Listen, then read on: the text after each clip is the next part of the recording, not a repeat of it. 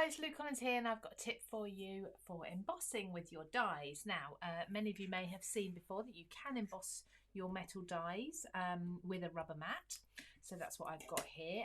These are often sometimes called a tan mat as well. They're not always this colour either. Some machines come with black ones and blue ones, but essentially just a squishy mat that you can embed your die into when you're going through with your cardstock, and it won't cut through the paper, but it will leave an impression.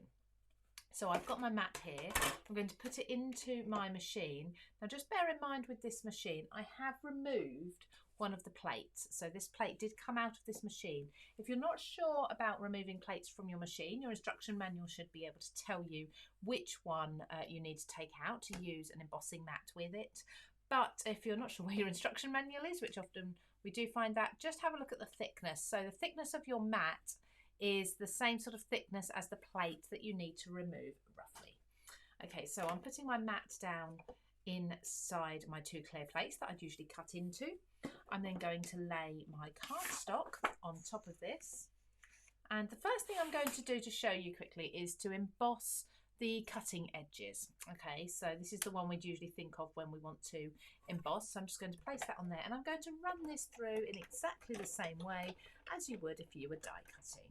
So run that forwards, and then I always come back again as well. Now you notice I haven't taped this down because it's not really important whereabouts it embosses, but if you do need it in a specific place, it is a good idea, of course, to tape that down. You will find that sometimes, very often actually, your mat will stick to your paper, but that's fine. Just peel that off.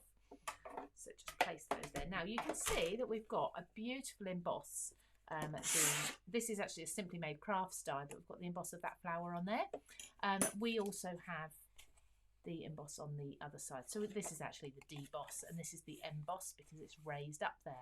Absolutely beautiful to create a background, but also if you want to then ink over it or put gilding wax or something over it to pick out the detail, lovely.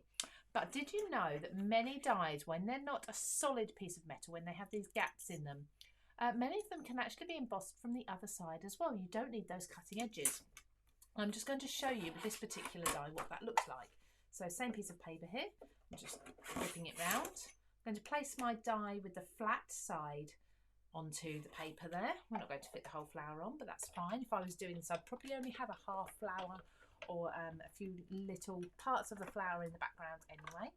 And again, I'm just running that through. So the die is pressing into the paper, into the foam mat, stretching the paper as it goes through. Let's just remove the die, peel the paper off of the rubber mat again gently.